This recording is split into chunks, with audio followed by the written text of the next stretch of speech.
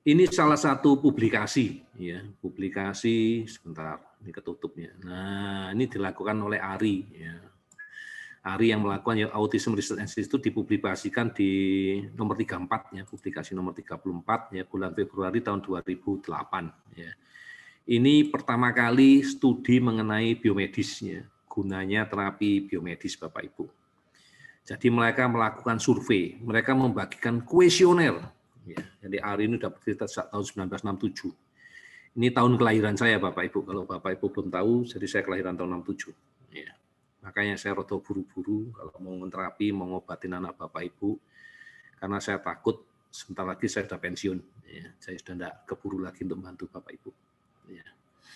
Jadi ini dikumpulkan, dibagi kuesioner kepada orang tua itu. Jadi ini bukan tes, Bapak Ibu. Ini kuesioner, dibagi ke mereka itu kuesioner, anakmu itu di terapi apa?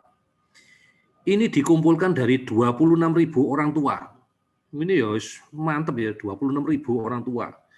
Jadi dikasih rating, dikasih nilai. Ya, yang jelek itu rating 1, 2, gak ada efek itu rating 3 dan 4. Bagus itu rating 5, 6. Jadi misalnya Kak Ibu ditanya, kesannya Bapak Ibu terhadap servisnya Mata Hati dari paling jelek 1, paling bagus 6. Bapak Ibu ngasih nilai berapa? 6. Berarti masuk rating yang mid better. Ya. 3 dok, berarti no efek, ya biasa-biasa aja. Mata Hati servisnya jelek gitu, ngomongnya di pelan jelek tuh, rating 1 gitu ya, ya enggak lah. Ya ini kayak yang kita biasa ngisi lembaran survei itu Bapak Ibu ya, ini disurvei ya 26.000 orang tua ya. Sudah dipublikasikan tadi, sudah saya bilang ya, akhirnya dibacain. Oke, ternyata anak-anak yang mendapatkan obat, wah ini mendapatkan obat-obatan semua ya. Obat apa aja ini nama obatnya dan dikasih amfetamin ya. Ternyata kalau kita perbandingkan ini jumlah kasusnya. Jadi dari 26.000 tadi yang ngisi data ini ada berapa orang tuh dilihat di sini. Terus jelek dibandingkan bagus itu prosentasenya berapa. Kalau saya lihat waktu itu yang tak lihat yang bagus saja berapa persen gitu loh. Jadi contohnya kalau drug ya sampai di sini ya, Adderall ya ini ya. 32% berarti jelek, ya. Amfetamin 25% jelek, anafranil 30 jelek, antibiotik 15%, lebih jelek lagi ya berarti nggak ada gunanya, makanya nggak usah dipakai gitu. Itu kalau dari sisi saya ya. Anti jamur dok 57%. Nah, ini bagus nih. Berarti kasus di anak-anak autis ini adalah masalah jamur.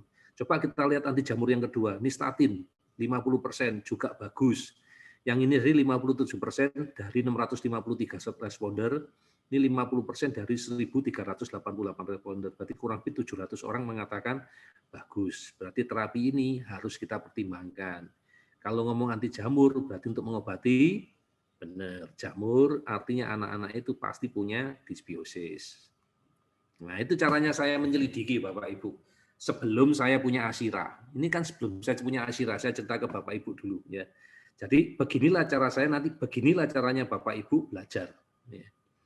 Dicek semua Ibu, Bapak Ibu. Dicocokkan satu-satu, cari angkanya yang paling tinggi di sebelah sini yang terbaik. Lah ini klonidin ini bagus. Klonidin ini kan obatnya kayak obat jantung ya. Buat apa kasih obat jantung ya? Kalau saya sih nggak mau pakai ya. Sampai sekarang nggak pernah pakai ya. Jadi ya ini ya oke, tapi saya abaikan. Saya cari lagi ke bawah ketemu ini anti Depaken, ini obat anti kejang 56%. Oke. Berarti kalau saya nanti ketemu pasien yang epilepsi atau kejang, ini boleh dipikirkan dengan Depakani, ngomongnya kalau aku ngomongnya gitu ya. Ya boleh dipikirkan ya, ini valproic acid ya, tapi ini mengganggu ini sebetulnya ya. Aku enggak terlalu banyak pakai ya. Oke, kemudian kita lihat lagi untuk masalah behavior atau kejang. Ini kan untuk behavior ternyata enggak terlalu bagus ya, tapi untuk kejang bagus. Kalau yang ini gimana di Lantin ini? Sama, untuk kejang bagus 48%. Oke. Kita lihat yang lainnya, mana lagi yang persentasenya bagus ini. Ini intravena imunoglobulin ya, diinfus sama albumin. Nah, ya repot ya, cuman beda tipis nih. Cuman beda 2%. Orangnya juga dikit, cuma 79. Jadi ya nggak saya pakai lah ya, karena ribet ya nggak saya pakai. Ya. Terus kita lihat lagi efek yang bagus lagi mana dokter? Ini nggak ada ya, semua. Kalau nggak ada efeknya ngapain dikasih ya, kan rugi ya. Jadi saya caranya cari yang ada efeknya. Ini juga nggak ada efeknya ya. Ini juga kalah ya. Terus dari sini kita lihat lagi mana yang bagus. Nah, ini bagus nih 54%, tapi risperidal obat penenang dari 1.000 orang ini juga bukan pilihan ya buat saya ya. Berarti problemnya anak-anak ini mungkin hiperaktif ya, mungkin butuh penenang. Jadi saya bacanya cuma kesimpulan ya. Ini obat apa, kira-kira untuk masalah apa. Ya. Terus kita lihat lagi ke bawah, nggak ada yang bagus. Ya. Di sini, ini bagus nih. Tapi lagi-lagi masalah kejang ya dari 840 orang ya. Nggak usah dipikirin. Lagi-lagi ini Valium ya. Ini untuk orang masalah penenang atau kejang. Oke, dan semua inilah data yang didapat dari obat. Yang saya ambil kesimpulan di sini adalah jadi masalah perilaku nomor 1, sebenarnya enggak ya, masalah perilaku ya nomor 1 lah tetap ya, maka ada Risperdal tadi ya. Kemudian kita lihat, coba Ritalin kalau kita lihat ya, Ritalin yang diresepkan tuh, sampai 4.100 orang lihat, yang enggak efektif. Tambah lebih jelek 45% nih. Better cuma 29%. Ini pasti nggak dipilih lah ya. Jadi saya cuma ngambil kesimpulan, berarti yang bagus ya. Kok sudah sampai sini men, ini kecepatan. Nah ini ya. Jadi yang bagus menurut saya nomor 1, masalah yang utama adalah jamur. Ya. Jamur harus diatasi. Kemudian perilaku harus diatasi. Ketiga adalah masalah kejang. Selanjutnya kita lihat survei mereka untuk yang lain. Ini ya. Suplemen. Sama caranya Bapak Ibu baca. Kalsium bagus nggak? No. Cod liver oil, liver oil kayaknya bagus ya 51%. Tapi kalau sudah dikombinasi dengan betanekol, jelek. Jadi ini cod liver oil tunggal. Cod liver oil dipercaya itu sumber dari omega 3. Dipikirin ya omega 3. Dan ini datanya cukup tinggi ya 1.681 orang. Ini datanya terlalu rendah ya 126. Kolostrum bagus nggak? Nggak. Ya. Detox, wah ini dia ya yang dikatakan detox itu bagus. Coba lihat detox, sebentar. Kelasi itu bagus. Ini untuk membawa logam berat 74% dari 803. Ini yang akhirnya kita lakukan dengan terapi BICOM. Ya, detox. Digestive enzim 58%. Ini yang kita lakukan dengan suplementasi. Nih 1.000 dari 1.502 orang. DMG nggak terlalu tinggi. Fatty acid 56%. Ini akhirnya kita pakai juga. Kita pakai AXA. Karena AXA mengandung omega 3 dan omega 6. 5-HTP enggak gede, ini enggak gede. Food allergy treatment 64%. Ini kita kerjakan dengan terapi BICOM. Hiperbarik oksigen terapi. Ini kita kerjakan dengan BICOM, kita tambahkan program defisiensi oksigen. Jadi Bapak Ibu enggak perlu lagi ikut paket HBO terapi ya, HBOT terapi ya. Yang enggak tahu 16 juta 40 kali atau berapa, aku enggak tahu sekarang harganya berapa ya. Karena di BICOM juga sudah ada. Jadi apapun yang di sini dikatakan baik, itu saya jadikan program untuk di BICOM Bapak Ibu. Ya. Kalau enggak bisa dilakukan dengan BICOM, saya lakukan suplementasi. Jadi Bapak Ibu sekarang sudah tahu, begitulah rahasianya saya menyusun protokol yang paling ampuh. Paling ampuh. Ya magnesium berefek enggak? Enggak. Ya nih, kalah ya. Melatonin tapi bagus. Dan melatonin ini kita berikan pada setiap kali terapi BICOM, masuk lewat BICOM. Ya. Tenang aja Bapak Ibu, yang bagus saya masukkan. Vitamin B ini masuk lewat suplementasi, yang kita pakai Biostrat. Ya. P5P ini lewat Biostrat. Ya. Jadi kita tinggal baca aja ya. Kalau yang tidak bermanfaat ya tinggal. Ya. Kayak transfer faktor ini kan banyak yang diiklankan di mana-mana, udah nggak usah dipakai Bapak Ibu, cuma 42%, yang nggak ada efeknya 48% daripada buang-buang duitnya. Sorry buat yang jualan transfer faktor ya, aku nggak menjelekkan kalian, aku cuma baca data dan aku cuma ingin menolong ya, menyelamatkan komunitas saya supaya nggak boros buang-buang duit, nggak usah dipakai. Ya. Aku nggak memusuhi kalian, aku cuma menyelamatkan komunitas saya sendiri. Ya. Vitamin A juga tidak terlalu luar biasa Bapak Ibu. Lalu kenapa dokter kemarin bagi-bagi vitamin A? Tadi dikatakan juga vitamin A katanya bagus dok. Ini kemarin saya isi anti COVID Bapak Ibu, beda. Tujuannya lain ya. Saya kasih imprint anti COVID karena saya nggak ingin anak-anak saya sakit. Kebetulan salah satu terapi COVID tadi adalah butuh antioksidan dosis tinggi. Dia butuh vitamin A. Ya, saya kasih vitamin A. Ini pun nanti saya akan coba beli lagi ya vitamin A ya. Saya akan bagi-bagikan lagi. Ya, mudah-mudahan saya dapat. Ya. Vitamin B3 nggak terlalu bagus. Ini 50-50 ya. B6 magnesium itu 50-50 ya, 48%. Ya. Vitamin B12 ini memang bagus ya, 61%. Ya, oke. Ya. Zinc juga bagus ya, 51%. Ya, walaupun 51% tetap bagus ya. Jadi Bapak Ibu mulai ngerti ya. Oh gitu caranya Dr. Ali memilih ya.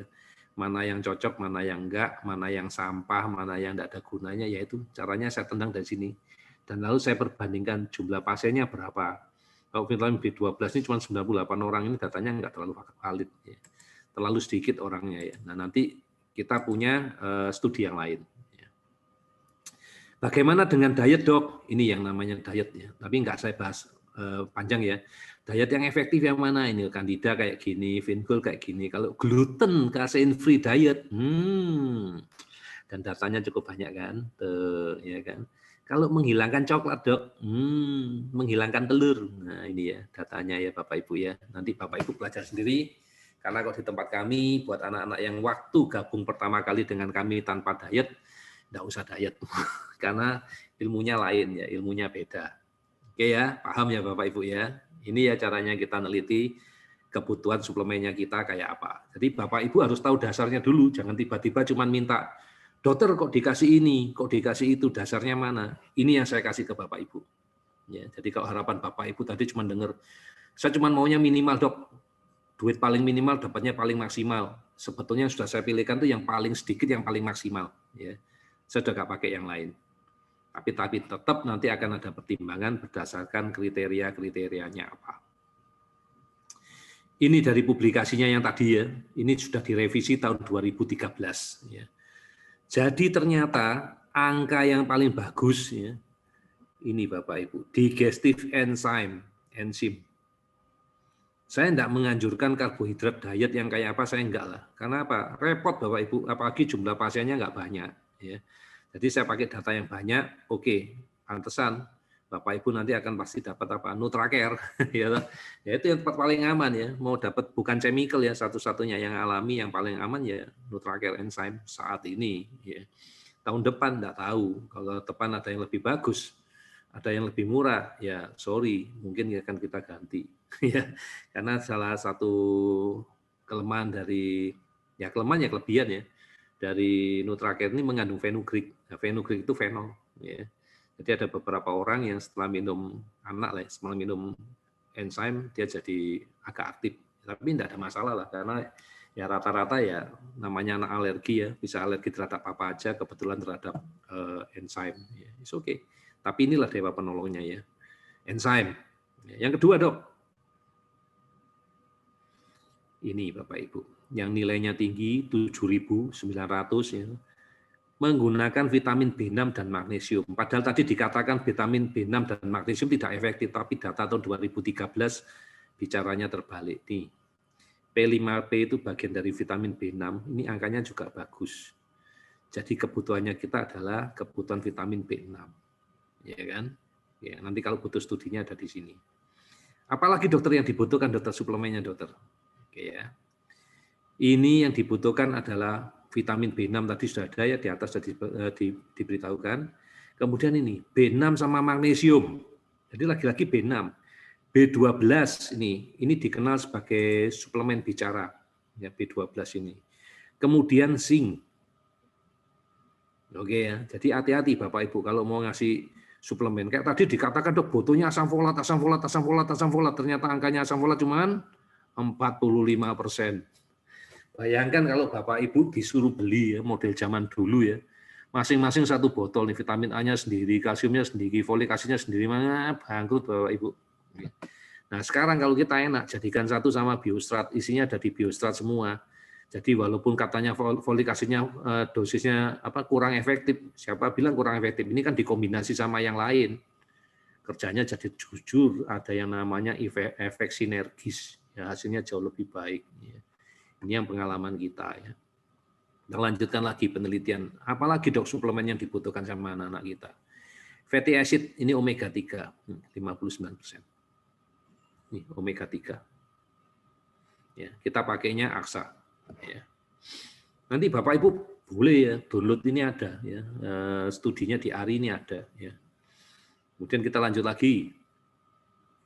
Melatonin 66%. Tapi nggak usah beli kalau yang ini, yang terapi Bicom nggak usah beli ya, karena setiap kali terapi Bicom pasti dikasih melatonin ya. Waktu saya masih ingat nggak ibu siapa itu yang dari Balikpapan ya, waktu pertama kali terapi Bicom tuh. Anaknya langsung tidur ya, habis terapi Bicom langsung tidur ya. Di mobil dalam perjalanan pulang langsung tidur, nggak pernah, biasanya nggak seperti ini dokter ya, langsung tidur ya, karena kita terapi pakai melatonin ya. Ya kita perbaiki gangguan tidurnya ya. Ini ya.